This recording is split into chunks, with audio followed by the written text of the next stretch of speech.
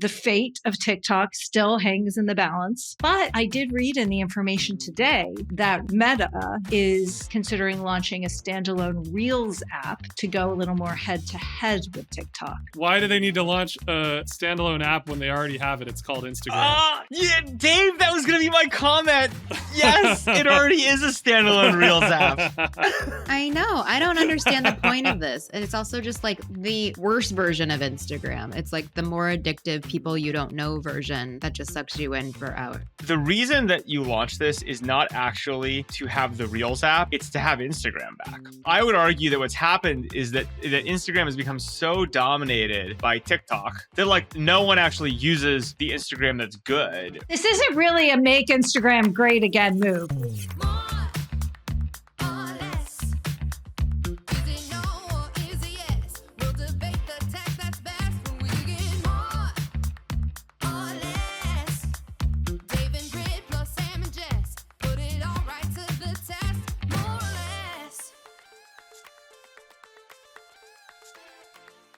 Well, hello, friends. Welcome to another episode of More or Less.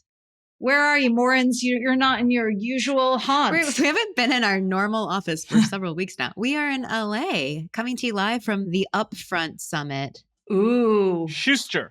Yeah, Mark Schuster. The Upfront Summit, started by Upfront, led by Mark Schuster, has become the like highest concentration of LPs and GPs in one spot in tech. In fact, this year, it's at the Intuit Dome, which is the like fancy basketball stadium. So it's a big deal. And this podcast was so important to us and is so important to us that we rented some sketchy hotel rooms, walking distance from the Intuit Dome, checked in as a married couple for the day rate, asking for 2 rooms, which was very confusing to the guy at the front desk. The guy at the front desk was very confused. And here we are. It's like, wait, you guys need separate rooms? Although it was funny. He goes, oh, yeah, the NBA records their podcasts here all the time. And so apparently we found the right hotel. They're going to start offering like a 3-hour special for podcast recording. That would be... Apparently. Or OnlyFans. I mean, we'd probably be making way more money if we were OnlyFans creators, but... That we're not. That, I like you guys, but honestly, not that much. I don't think we need that crossover episode.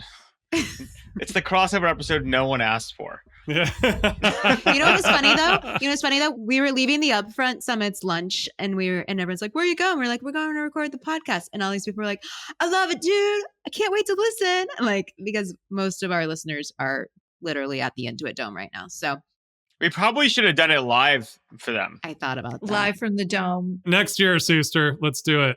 That's a terrible fucking name for a stadium. It's like, do you want to be the team that like plays in the Intuit Dome? I mean, Intuit's a pretty great company, man. Intuit's a great company? Dave, what are you smoking? Are you okay? It's a huge company. It's a great company. What are you talking about? Well, it's a huge company. Scott Cook is one of my favorite entrepreneurs. Like, it's a great old Silicon Valley tech company. I met him recently. Very friendly man. Yeah. Scott Cook is a really good guy. He was a big mentor to me during Path. He was a CEO mentor to me. I can't believe that Intuit is a $175 billion company. What do they even make? Like stupid tax software? Yeah, man, it's a serious company. Sam, it turns out America might not like taxes anymore, but countries do need to run on tax dollars. Yeah, but like this whole thing is just a scam by the accounting department, the accountants of America, right? Like to make taxes complicated so you have to like use their software or pay for their services. Well, I don't know. Maybe we'll get this out of Doge finally, that the government just takes the tax that they're owed and you don't have to do your taxes anymore. I do love all those memes on the internet where like they pretend it's the IRS and they're like, you owe us taxes. And people are like, cool, like how much? And they're like, you have to tell us. But it's like, but you know the answer. And they're like, yes, but you have to tell us and it has to be right or you go to jail. It's like, clearly, it's a good point, though. It's a good point that Intuit, clearly, the investors in Intuit are not pricing in any Doge efficiencies because the stock looks fine. Yeah. So if you were to look at the Intuit stock price, you would say that Elon will do nothing to reform the tax strategy of America. Well, until maybe they listen to our pod and they're getting good hedge advice right now. I don't know. Look at as we've discussed, the upshot of the Treasury imbroglio is they're now going to fill in fields 3 and 7 in their payment forms. So what are forms 3 and 7? So I don't do my own tax forms. If we go back but 10 days ago when Doge was all up in the Treasury Department. 10 days ago? All up in the Treasury's business? Yeah, sure. And then declared victory. What they had done is they hadn't overhauled the Treasury system for payments. They had convinced the Treasury to actually fill in the tags for the payments it was already making. There were already forms in the fields that they were not filling out. So basically, they got better data classification. That makes sense, though. I mean, like, look, I saw some headline yesterday of one of the publications. Is like, Elon is going to feed all of the "what did you do" emails into an AI, and you're like, duh. Like, like it was like the most like they were like they don't want any links or any attachments because he's going to put it in AI. It's like, obviously, like that is like the entire moment is like, let the AI we live in this weird world, Sam, where that's not normal. Like that we know that, and most human beings on this planet don't know that. Well, what do they think? You're going to read all the emails? People have conspiracy theory. It's kind of getting crazier and crazier by the day, all this Doge conspiracy stuff. This is getting crazier and crazier. Did anything good happen today? Well, today, so I actually have a couple questions about the Upfront Summit. Today, one of the interesting things that happened in Media Corner over here is Jeff Bezos finally realized that it can be fun to own a newspaper. And he decided to shift the editorial direction to personal liberties and free markets and pushed out the opinion editor.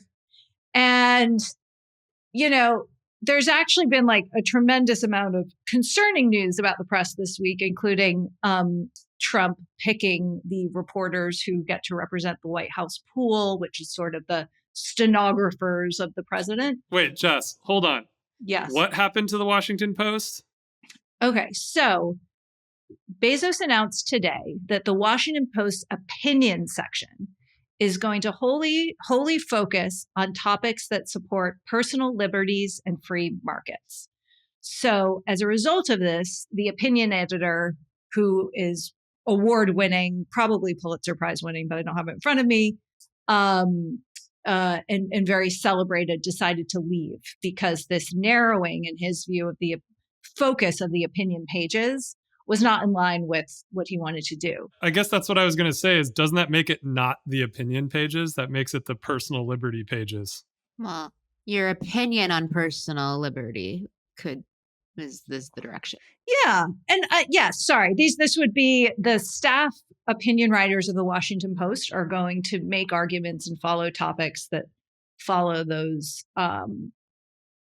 beliefs or advance those agendas. And my reaction to this was actually, yeah, Bezos has finally figured out why a lot of people want to own newspapers, which is actually the opinion pages. And this is controversial, but there are many people who view the opinion pages as where the proprietor of said publication should advance their agenda, or it is more open to that. And so even if you look at the Wall Street Journal and Rupert Murdoch, this is arguable, but there are many people who think he would have used the opinion sections of the Post and the Journal to advance his political agendas. And journalists like myself like that out of the news coverage, but it's a more accepted place for it to be in the opinion section. Now, of course, I think people are right to want to be vigilant about what happens over there in the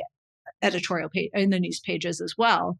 But my reaction to this wasn't surprising that an owner of a publication wants to use the opinion section to promote beliefs they believe in.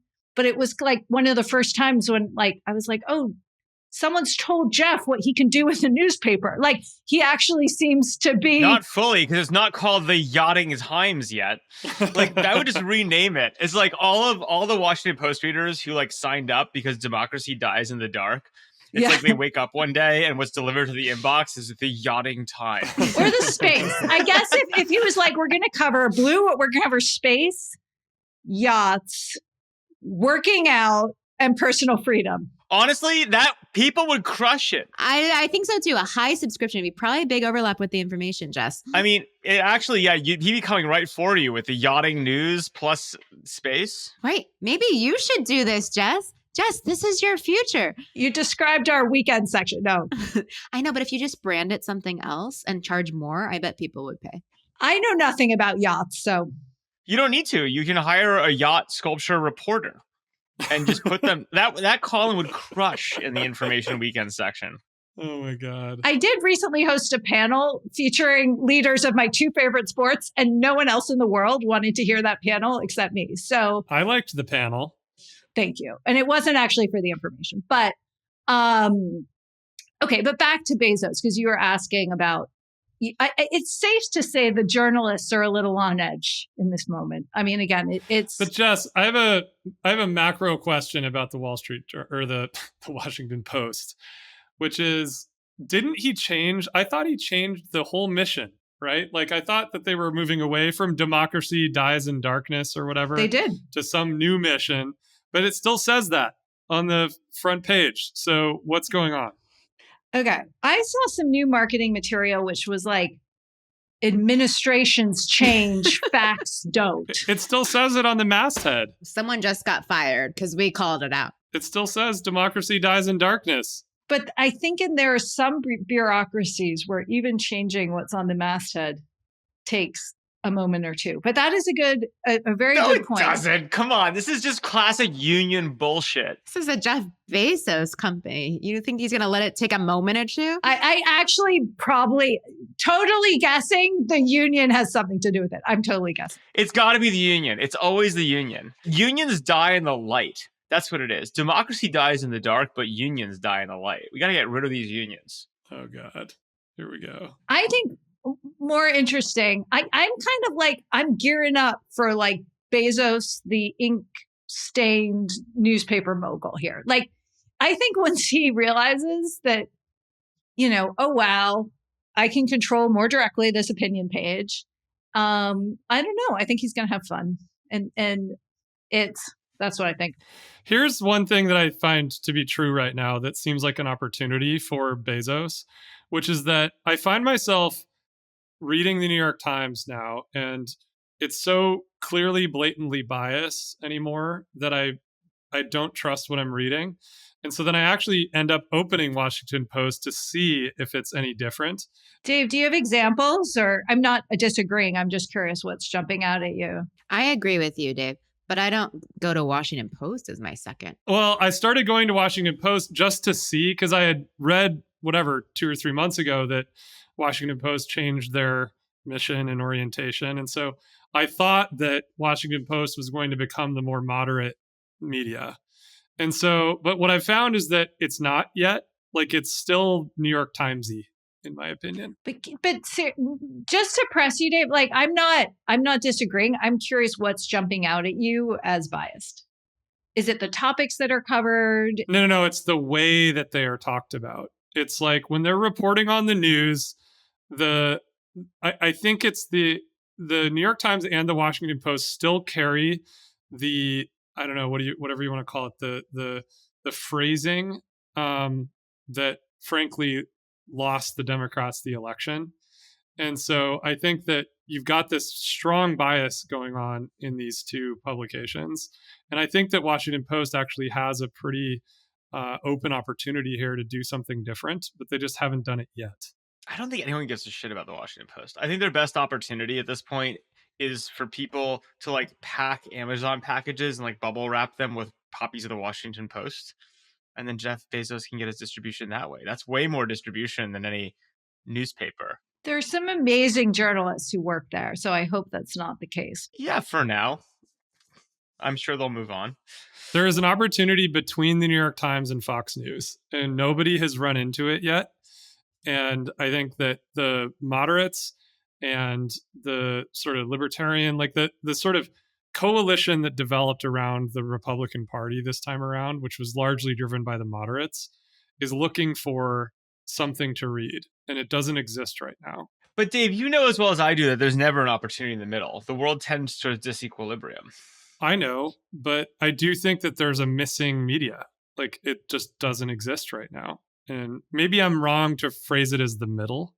Maybe it's just the like pragmatic, like information rich, very I don't know, focused on truth operation that's going to report the facts. There are a growing number of publications or outlets that are curating news that I think are curating down the middle. There are not as it relates to like breaking and reporting and investigating and doing original journalism. And I think this is a very much an open question outside of the business realm. I do think the business journalism realm is insulated from this somewhat, not entirely, but somewhat. Is that a cost structure issue, Jess? Like, it seems like it's a higher cost to do that kind of reporting. Yeah. Like there's just a lot of reporting that isn't economical to do.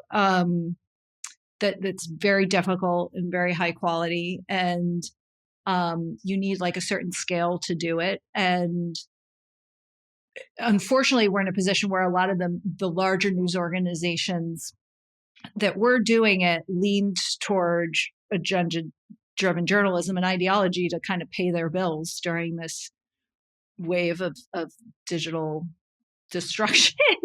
And so, yeah, a lot of it does come down to the cost in the business. Business and financial journalism is very different because the reader has like a clearer use case around it. It's more decision-making and action-oriented. But it's a fascinating time. Business journalism, the objective is very simple, which is money-making. Very easy to understand, right? And like there's up and down in that. It's providing transparency to business and capitalism, which to aid decision-making, which directly helps people make money. Is about money making. Whereas I think the problem with like most other press is people think that like the mission, the actual purpose is because people have very little to say on social media. And so they need things they can clip and repeat and say on social media that are prepackaged for them. So it's really, which is not, if that's actually the purpose that most news serves for people is conversation set pieces to yell, then like it's actually fulfilling its purpose very beautifully. It's just unfortunately very not aligned with truth. Another reason why social media is crushing society. No, it's not social media's fault. I actually think the best, maybe, you know who should start a newspaper is Polymarket. Polymarket News would crush.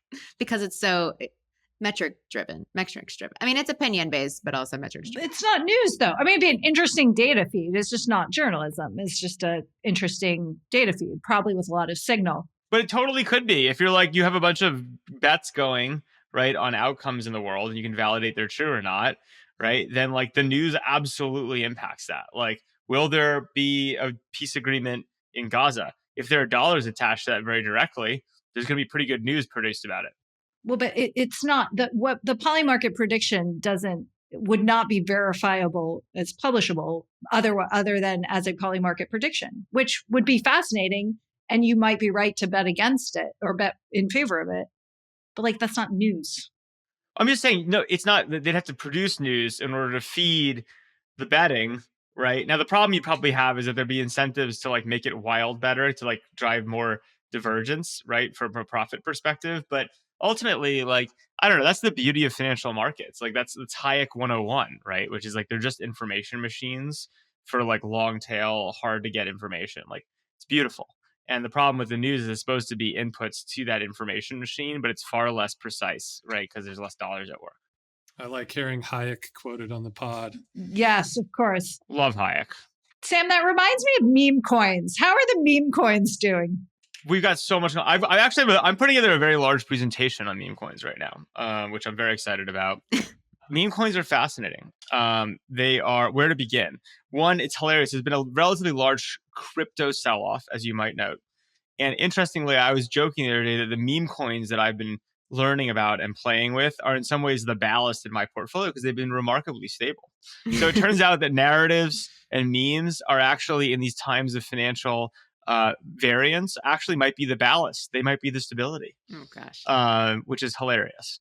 But no, it's a really fascinating world. I mean, I think there is so much energy around this idea of investing in narrative, right? And I think it is such a better, the 2025 version of the tools and the infrastructure around this stuff is so dramatically better than like the early NFT, which was also an attempt at doing narrative investing, but it was a pretty bad attempt at narrative investing. This is like a much more honest, direct, high tool. Constrained by the technology at the time. Kind of, but I also think there's just like errors because people are trying to sell it as like this is like intrinsically valuable or art, and you're like meme coin. There's like none of that shit. It's like no, this is like narrative, right? This is what we're investing in. Give us the so. I think we've aired out these theories on the pod before. I'm curious, like, give us the 2-sentence like market update. Aren't these things just tanking? Well, all the pure, like, so the player versus player games, right? The ones that are the Melania, Trump, blah, blah, blah, with nothing behind them, all at this point do a very predictable thing. It's actually a very interesting game people play where they come out and it's like this weird, it almost feels like the type of game you study in like a sociology class where you have a bunch of bots and you have a bunch of humans and they play this game of number go up until someone breaks and then number go down, and then it's who can get out. It's basically then a game of musical chairs of how fast can everyone get out, right? And it's like this fascinating social game everyone's playing. That's not that interesting to me, although it clearly has a lot of scale and people are playing it for sure. What is interesting and what I've been experimenting with and like kind of learning around is like all the ways you can use the infrastructure and energy here in productive ways. And so like I'll give you an example. Like this all started for me when we kind of had a pod, and then I talked to Ikram and patched Dave in. We launched Jelly Jelly, right? Which, as pod listeners will remember, went in 6 hours from zero to like over a $200 million market cap on $500 million in volume, which was all these crazy people playing this game. And, you know, I'll say it again for those listening. I never sold any, whatever. We just set it up and this crazy game played out. But now, like, I mean, I was using it with Ikram this morning, the build of the new app, which has really deeply integrated the Jelly Jelly token into the app, which was the intention all along. Like, it actually was like, oh shit, how do we think about using tokens to do things like rank a feed better, right? Or how do we think about using tokens to do kind of the sending back and forth, the new social format type thing? There's even more interesting ideas we're now exploring around like, oh, wait a minute. You know, a lot of these kind of projects that are these communities and narratives that are built up and driven by stories and memes, they actually don't have any like native media that makes sense. It's all a bunch of like Telegram groups that are very, what if we were to create media that validated how much of a token you hold and like how invested you are in it? Or like there's all sorts of really fascinating things you can do. And so that stuff is really interesting and evolving. And it is funny. I mean, talk about the update.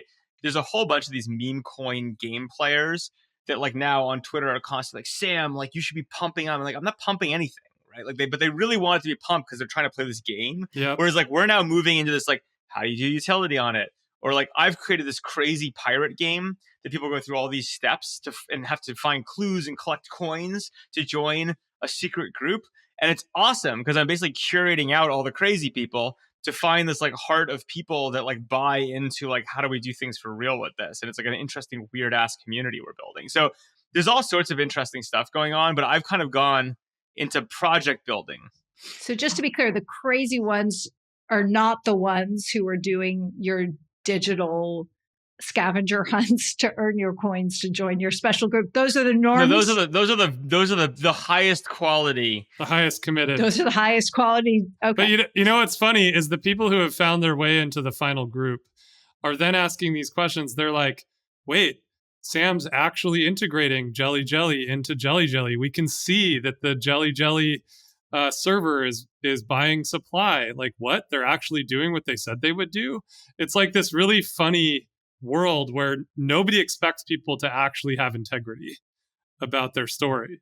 Well, it's also not even about integrity. It's like in some ways they don't understand. I think a lot of people don't understand that this is a lot more than a game, and these tools are long-term things that are very interesting to build with. And so it's like, to me, you know, one of the problems, it used to be that the problem of the world was finding people that were aligned with you. Like, you know, you're sitting like in a physical world. You're like, where can I find like 20 collaborators and friends? Now you have the opposite problem, which is like, especially in places like crypto, you do anything and like millions of people like pour at you, right? On all these platforms. Like I literally, like I doubled my Twitter. I now have like 110,000 Twitter followers. Half of them are just people who were interested in some coin stuff. Like the weight of humans, and especially without identity, without that filter, is massive on the internet. So then the whole game is actually a game of curation, which is how do you curate experiences and challenges and things like that, which filter through to get signal from noise. You have to find the good people. And so it's actually a theme I'm exploring in a lot of ways. It's certainly what we're doing with some of this crypto stuff to find the right people to build stuff with that are high integrity and get it and like have the right vibe. But it's also like, candidly, this whole thing I've been working on with Merit First and Standard Aptitude, right? Which is a very serious, completely unrelated project. But like, you know, I've been incubating and like been working on a bunch, and I think is in the process of becoming a quite real company. But this whole idea of being like, I don't want to just hire based on random credentials anymore. Like, I want to say, hey, internet, I need the best of the best. And then how do you build effective, efficient filters to actually get those people out the other side, right? When you can all of a sudden speak to everyone. So I think this is like a major theme right now. Okay, great. Guys, I think we need to check in on TikTok. And I know how much everyone loves this topic, but I will remind everyone that the fate of TikTok still hangs in the balance with the United States government trying to broker a deal to save it. There has not been a lot of movement on the deal talks, in part because I think they're talking to everyone under the sun about everything. But I did read in the information today that Meta is considering launching a standalone Reels app. So that would be taking video only out of Instagram to go a little more head to head with TikTok. What do all of you social media junkies, minus Dave, think of that? Minus Dave, because he's not on Instagram anymore. Here's what I think. Why do they need to launch a standalone app when they already have it? It's called Instagram. Yeah, Dave, that was going to be my comment. Yes, it already is a standalone Reels app. I know. I don't understand the point of this. And it's also just like the worse version of Instagram. It's like the more addictive people you don't know version that just sucks you in for hours. But why do you say that's such a value judgment? Why do you think that's worse? That's the scrolly scroll version. It's the like traps you in the feed with people you don't even know for hours version. It's already there. This future is already here. It's called Instagram. I know. I think this is like 20% worse than that, though. Dave, I think this is an important point, which is the reason that you launched this is not actually to have the Reels app. It's to have Instagram back, right? Like, if you think about it, it's like, I would argue that what's happened is that Instagram has become so dominated by TikTok feed, you know, whatever, like scroll dopamine thing, that like, no one actually uses the Instagram that's good, right? Which is like your friends or like influencers you follow. And so I actually would argue that, I mean, I have no special knowledge on this, but if I were in those product discussions, I'd be arguing for making a separate app, as much because actually old Instagram was a valuable, important, stable service. And I'd be like, let's just put the dopamine feed somewhere else as anything else. Wait. Are they saying just that they would not have the Reels on Instagram, the native app? I don't think so. I'm sure they do both. I would imagine it. Yeah. Okay. That's what I'm making sure. So it's not old school Instagram. This isn't really a make Instagram great again move. I don't know. I mean, that's an interesting theory, Sam, but if it's still there, it's not a... Well, no, it's kind of, as soon as you're like in an app and you're in it for too long, you're like, I really should switch to another app. And like right now, it's just another app is just the app again. It's kind of like what they did at Threads is like the text version. Reels is the video version. But like all of this exists in Instagram. You guys, I'm telling you, I'm however many weeks, almost 3 months out, and it's the best thing ever. Just get out. We got to keep checking in. Dave's gonna get a badge with every month, and we get the check-in. And look, he's gonna de-age. He's gonna become mellower. He'll probably like be able to do more pull-ups. Like, actually, no, I just have a lot more space in my mind to build stuff again. That's what it comes down to. Dave, you should build is original Instagram again. It should have 2 photo filters. It should allow you to post things and have a contact importer. It's like Instagram mimicked a lot of what Path did, so now you troll them and you make like the OG Instagram. I like that idea. I think you should call it Grammy Face, and it should just be like original Instagram. Grammy Face, Gram Face. Face Have though, like, I know there was a period when everyone was talking about like reviving social media again, but like, there hasn't been anything. There's an app called Yope that got $5 million in funding at a $50 million valuation this week. Oh my God. What telling idiot you, funded that? They will lose their money. Who funded it? How does it work? Dave and I have been playing with it for the last few days. It's group photo sharing. It's a feature. It's not an app. But there's some gamified things they're doing that are clever and interesting. They're using like the live activity widget on the home screen, which I think creates a lot of engagement. So there's definitely like a lot of smart ideas in the app. Goodwater Capital. Ugh. We like the people at Goodwater. We like Goodwater. Who are they? Chiwa Chien. Oh, it's Chiwa? Yeah. Crazy. Greek Ventures, High Five Ventures, iClub, and Kulos. I've never heard of any of these people. I think Goodwater did the most. Goodwater I've at least heard of, but that's insanity. I have a genuine question. Dave, can you demo social media apps? What do you mean? Oh, yes, he can. He's just not on the big social media. But his job as I'm speaking for Dave as his publicist. His job as a venture capitalist and a person who's worked on social media for 20 years is that he needs to try all the new social media to see what's happening. Yeah, look, my opinion is, I think I've said it on the pod already, which is that what we are actually talking about topically right now, the Reels, the TikTok, the video feed, I believe crossed over in the last 3 months to being net health negative. And so I'm strongly of the opinion everybody should get out. And so I think that Sam is probably right. Those product meetings, if I'm those guys and I have any awareness of this at all, I'm trying to, maybe get back some of the old good vibes and put the Reels thing into its own universe, because it's clearly its own universe. But the business won't afford them to do that, is the point. That's why they'll never do it. They'll keep it in the main app. No, because you're like, oh, I need a break from Instagram. I'm going to go to other Threads Instagram. is an Instagram and its own app. Reels will be an Instagram and its own app. It's just the Instagram app is the Swiss Army knife, and they'll make siloed versions of it elsewhere. And it's all going to be net negative. Bundle on bundle. That should be one of our t-shirts. Rebundle. I don't know. I'm somewhat optimistic that there might be a new wave of social stuff. Yeah, man. Jelly is actually pretty sick. Yep. This does not constitute an endorsement of the meme coin. I've got some strong ideas, but I think that, I don't know, it's hard, right? It's like an oligopoly, a duopoly right now. Incredibly hard to get distribution. You have to be very sophisticated. I think one of the things that is overlooked is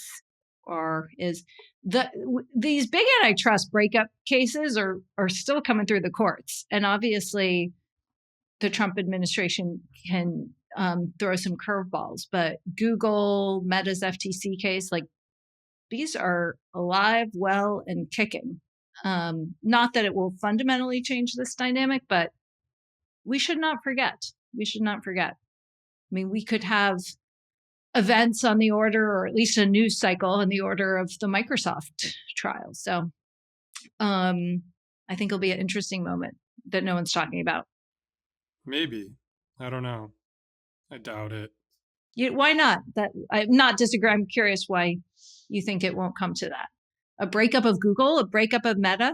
I mean, did you look at the inauguration?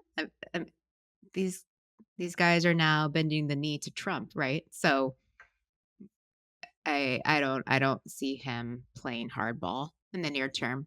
It would be interesting. It would be a big deal to drop these cases flat out. They don't drop them flat out, but it's in the end of the day, it's we can't even TikTok is literally banned and not banned. So I just in that framework, it's very hard. If you could have a thing which is you need to break up Google in the next 100 years, and you're all right, fine. At some point in the next 100 years, I mean, they have such bigger fish to fry. The one thing I heard from another investor who is more reasonable than doing 5 on 50 posts for Yelp, is apparently the chat GPTs of the world are taking a real bite out of Google search traffic. That sounds much more realistically interesting. I've been following that too. It's something like 40% of people think they're going to stop using Google in the next 2 years. that makes sense to me personally. Like I ask it a lot of things now that I would have asked Google. Do we have facts on how much search traffic is down though? Is this a real thing or is this is a theory? People say numbers. No, I think there's been some data, but it's hard to figure out how much. I think ChatGPT or Claude are probably taking 1 out of 10 of my Google searches, which is not insignificant. That's an enormous number. Yeah, it's a very big But they're deal. taking the lowest value ones. They're not taking highly. I don't know about that, Sam. I use it to look for products. Really? Yeah. I just use it to waste server energy. We should talk about servers too, because NVIDIA just had a great quarter and Meta's building a huge new data center. But I use it for a lot of I've decided that all baked goods should have protein powder because it's 2025 and that's what the internet tells me. And ChatGPT is like pretty good at making those substitutions, but actually Google is too. So my issue is we're in this remember dog pile? We're in like a dog pile era, right? Where it's just like I have like 6 icons on my home screen now for different LLMs, and they all kind of suck. And I end up doing different, like I don't like any of them. And I really wish I could just do the dog pile thing and search them all at once and just take 6 answers. You mean the Ask Jeeves thing? It's just like, and like I just don't see any pull away differentiation. Doesn't mean I'm not using them. It's just like, and especially for like little coding things, they're quite useful. Dave would beg to differ. He's been talking my ear off about Grok for the last 2 days and like how it's his new favorite. Okay, Dave, give us the bull Grok case. Well, I mean, I think, Jess, this is the topic that you wanted to talk about, right? With it sounds like Meta's going to spend a bunch of money on a new data center. Is that $200 billion?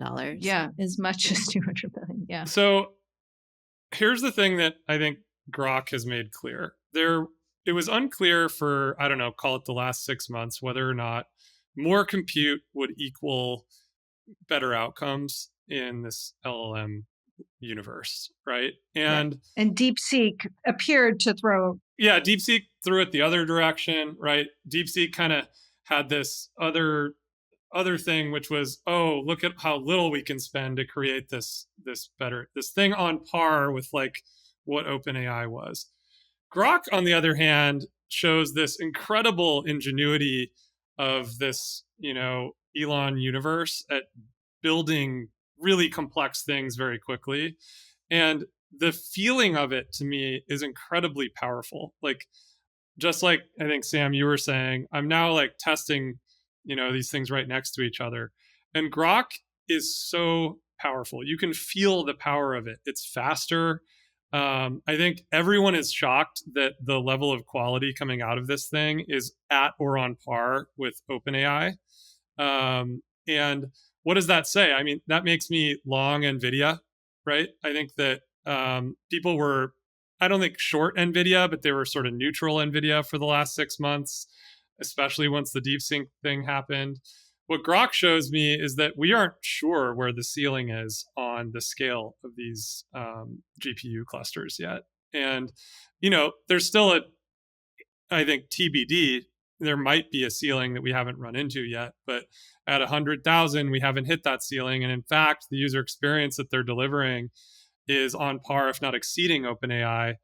And I think that's a pretty big deal and actually changes the way that the ecosystem probably thinks about the build out of this stuff over the next, definitely the next year. Who knows beyond that? Yeah, I agree with all that. And I think it's still maybe an N of one of the people that could in that time get that compute, that engineering talent, and so up to do it. But it is kind of impressive. Also, for now, it's free, right? But it won't be forever, or it's part of. Well, no, if you've got an X premium account, you get some different, access. You can get access to the deep research, which I believe they call deep search, as well as the reasoning mode and things like this. But I don't know. I mean, you're right. I mean, it continues to show that Elon and these guys have a radar for risk that is just different, right? Like they kind of just went and said, like, let's go test if 100,000 of these things is going to be better. And kind of everyone said, I don't know. And they went and did all the engineering and the hard work of putting this thing together. And, props to them. It's impressive how fast they did it. My sense is they raised like something on the order of half the amount of capital that OpenAI has spent. And then they did it in less than a year. And then they got this thing up and running, and here we are using it. And you can just feel the power and speed of it, right? It's like almost like the whole, like we went from Pentium 3 to Pentium 4, and you can actually feel that this big computer is faster than the prior big computer. And that to me says like, we don't know how much further you can go. I don't mean this is a leading question, but can you feel the Elon? I mean, obviously we had our imbroglio with this issue, which, in was obviously a little more tongue in cheek, but like there was an issue of, some words being replaced and someone fiddling with it. But like, does it seem to have a point of view? Yeah, it definitely, so you can just do this. You can run the same query across, several of these things, put all three of the apps on your home screen and you can just do it. It definitely speaks in a different language. It has a much more direct speaking style. It makes jokes. Like it definitely has a different personality. Like no question. Have you tested like political topics? Yeah. Is it pro-Trump? I mean, not necessarily. It actually will describe both sides to you, which I think is interesting. I just think, look, in the end of the day, I think if you look at these things, it's an interesting, like AI in general allows, in theory, Dave to make Dave bot and say, hey, this is kind of my vibe or what I'm up to. So all of a sudden, I can not only post on social media to everyone one thing, but I can have one-on-one conversations with like 1 million people at once, right? Like that's kind of like a key in terms of leverage point, like factor of how people will use this stuff is like, yeah, like you can just effectively have a person talking to more people, which is individual leverage. Then you get to the LLMs and like themselves, the base models. And like, if you're like Elon, it's like, look, what is Grok? It's like, Grok is effectively like my ability to speak to like 100 million people all at once, right? And like, I think that's the way to think about a lot of these things is like, you're going to end up with like, you got to just think about like the base model and then what's being done on top of them is like, they're all just characters. Different people at different wealth levels and power levels are going to like invent those characters and have more or less people talking to them at scale, And like, if Elon makes Grok too crazy, then like you'll go use a different one, right? But, it's just a kind of a bunch of characters of made up people, Yeah. It's like, if you're like, I need a protein recipe, who cares? It's like, I can ask Elon, or I can ask Jeff Bezos, or I can ask Mark Zuckerberg. It doesn't really matter. Who do you think would give you the best protein recipe? It doesn't matter. They're all kind of the same, right? I know, but if you wanted to actually get one from one of those three men, which one would you get it from? I don't care. I mean, I don't know. Bezos is looking pretty jacked these days. just check it. And to wrap up the AI segment, if you're OpenAI and you see Grok, you're Sam Altman, you're playing with this thing, what goes through your head? Well, so Dave and I did this cost analysis over lunch, because that's what we do, of how much money has gone into each to build what seems like very competitive platforms, LLMs. And so 12 billion has gone into Grok, and OpenAI, you have to sort of discount the Microsoft dollars because a lot of it's for compute, but an estimated 20 billion into OpenAI. So, almost double what Grok has used to build a very similar, if not better performing LLM. And so I think Sam Altman and the OpenAI team should really thinking, and this was what happened with DeepSeek, right? It was like, how could we be undercut by cost so much? And so I think that's a real outcome of this. But does it matter, Britt?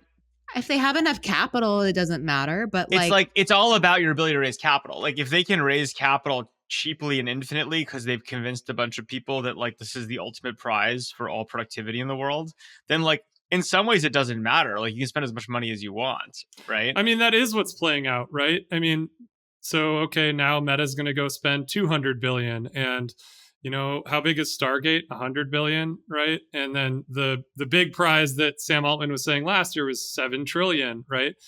The question is, right now we have a 2 data point sequence where, the first point at whatever it was, 10 billion, worked really, really well, when ChatGPT launched initially. And now we're seeing this next data point that, Grok can come through with this like enormous new build out, and actually it does work. And so the question is, how much further do we scale? Right. And this is why this stuff all becomes so religious so quickly, is like, none of this makes any economic sense, right? Like, it's literally just a bet on infinity. And the problem with betting on infinity is that it's infinity. So you can justify spending infinity on it. But it's like, today I had, actually, Jessica saw this picture delivered to my house, this huge blown up picture. And I was thinking to myself, I had upsampled it with AI. I was like, this is a great use for AI, right? Which is, you find these images, there's like a cool thing, you want it like blown up beautifully on the wall, and you're like, this is now very, very easy to upsample. And part of me was like, society's spent about $100 billion so far just so I can have bigger photos at my walls, right? And like, it's just kind of like, I do agree it's a good use case. It's probably not worth $100 billion, right? And so, I don't know. I just think like this is the whole religious thing, and actually it has a lot to do with meme coins and narratives, because I'd argue that in a lot of ways AI and AGI is, next to GameStop, the ultimate. It's a meme coin. It's a meme narrative for very rich people. It's like Silicon Valley, very rich people, venture capitalists, etc., needed a meme to pile a bunch of capital into. So instead of it being GameStop, it does have a very substantial amount of revenue, not profits, revenue. Yeah, and Sam, it is different in that the feeling of using a Grok is that this is a powerful computer that I can interact with, right? Like, you're certainly right that the business model has not been fully figured out yet, but these aren't technologies that have nothing going on inside of them. Like, it's a real thing happening. Sure, but if it's a war of attrition, it's like, sure, it's not clear though why you should fund any one of them. Well, so should Meta spend $200 billion on a data center? Well, right now it's free for them to spend that because the market's fine with them spending it. Like, so this is the thing about the cost of capital, right? Is like, this is partially why I'm also very skeptical of the private versions of this. Is like, right now the public markets will let any large technology company have as much quote unquote AI as they want as a cost of zero. So sure, if it's free, then why wouldn't I take? For now, the question is, when does that narrative end? It's not that dissimilar to meme coin trading, right? Which is like, we're right now in the hyper growth period, right? Right after you launch the meme of AGI, of like, any amount is fine. At a certain point, maybe someone breaks. Maybe someone says, hey, I'm not going to spend that. And then everyone's rushing for the exits, and we'll see how that plays out in terms of it rationalizing to like a cash flow driven, economically rational system, right? But right now, it's like, sure, they can spend whatever they want because it's free. And I think that means that like the problem is they can outspend the venture capitalists and everyone else by such a dramatic margin that actually, if you believe that it's just a matter of dollars in to get it, then I'd actually be very bullish on like the Metas and the biggest companies in the world, because they're the ones who can spend infinitely. And Sam, so I think you just said earlier, if OpenAI can continue to raise the money, I mean, I think that's a big if. Their conversion is in jeopardy. Well, and that's the thing, is like, they're small. Right. Their conversion is still in jeopardy, although to a for-profit. And I believe if it doesn't happen, the existing investors can ask for their money back. Not saying that they would, but I think they have the right to, if it doesn't happen in 2 or so years. And the number of partners who can continue to fund that, there's just a select number that can continue to do it. And you're talking about the sovereign wealth funds. SoftBank is now in. The information had an important story last week, which was inside OpenAI's revenue forecasts. And the biggest revelation is that SoftBank is expected to contribute 1/3 of their revenue growth this year by paying them for their product. So that's actually crazy to think about, right? SoftBank won over a contract to be a big data center provider for OpenAI from Microsoft, or part of a contract. And at the same time has promised to give them X amount in business for a product that, yes, the technology is useful, but I'm not sure that SoftBank could actually put a price on it like that. And 1/3 of its growth is now going to come from SoftBank. Look, it sounds a heck of a lot like community adjusted EBITDA to me. I mean, wow. it's the Adam Newman days. in the end of the day, the tech is clearly useful in certain cases. I don't contest that at all. It's going to get plugged into lots of places. It's valuable. The question of whether it's what it's worth, right, is a totally, and what companies get to win that is a completely different. I just don't see a world in which any of these private investors can compete with trillion-dollar companies for this nut. They just can't afford it, especially when it's free to the trillion-dollar company. So it might not be free to the trillion-dollar company someday. The market might say, we don't believe you anymore. That's a very big difference. I think we're a ways from that right now. I think this Grok thing just punched that out way further into the future, I think. Great. So that's kind of the point, is like, and then you say, okay, it's literally public markets versus private markets, and who can afford more. I think that nuance is important, Sam, because I think it could be interpreted that our rhetoric on the pod is negative across the board. But I do think the delineation between public and private is really important. Like we're all seed stage investors, right? Trying to figure out what the real is. Well, and where economic value goes. And so that's why the revenue thing is interesting. Is the only way for a private company to be able to compete with these public platforms has to be them saying, look, this isn't just some crazy AGI narrative money fight, but like we are a business that can justify a valuation on par with the biggest platforms in the world. Like they effectively have to be public or near public for that to be true. And like, so they have to build that narrative. And like, they've cycled through what it was. Oh, it's not the ChatGPT. It's in like the consumers. It's going to be enterprise. Oh no, it's not enterprise. It's going to be this. It's going to be that. They're trying to find that story that allows them to compete just on a money raising perspective with the biggest companies in the world. We'll see. I think OpenAI wants to be public as soon as it possibly can be. And there's a lot they need to be. Right. And there's a lot that stands in the way of doing that, namely Elon at the moment. But well, and just like it's not, the question is like, is anyone going to give them like what would the public market price them at, relative to other companies? And would the public market give them the same latitude? Right. Like, what we've seen a lot in the private markets is there's this weird dislocation where there's a certain stage of company where the private markets will give people better prices than the public markets will. Right. And like, this is a big problem for getting public companies public, is like, there's this weird hump, right? And by the way, it's a lot of the sovereigns, people looking to put shit tons of private money to work that are very hard to do. Right. And so that's like the real question, is like, can they build a narrative that's strong enough to even be in the same ballpark as the biggest companies in the world on competition, if it really is just a money fight, which I think it probably is. Sam, on that point, we published a chart this week that compared valuations based on multiples of revenue of the private AI companies with other companies and public companies. And shall we say the gap is quite sizable. What's the multiple, Jess? Do you have it in front of you? I have to pull up. I'd be curious. Okay, here we go. So the AI companies are around 40, 50 times revenue. All AI companies or like the LLMs? This is Anthropic, Harvey, Glean, OpenAI, and Writer. Perplexity is at more than 150x. They would be the outlier. And I believe public SaaS is about an 8x.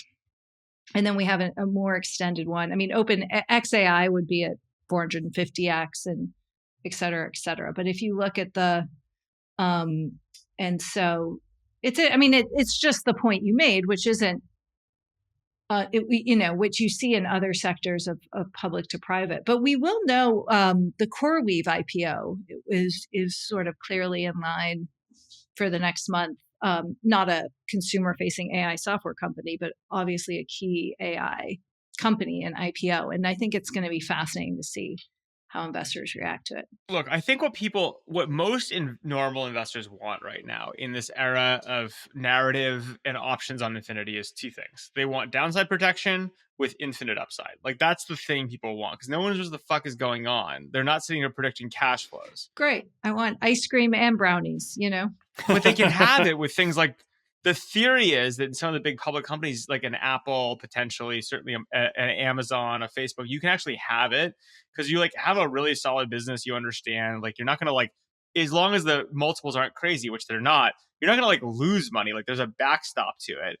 And then hell, maybe they hit the AI thing and it's an option on infinity. And like, that's the mix people want, which I think makes it very, very hard for any private companies to compete. Cause like that you don't have, like, that's like the golden mix, Well said. Well said. Well, the Information's AI Summit happening tomorrow in San Francisco. AI Agenda Live. We'll certainly get into all of this. So it'll be over by the time you listen to it, but I'm sure it will be great.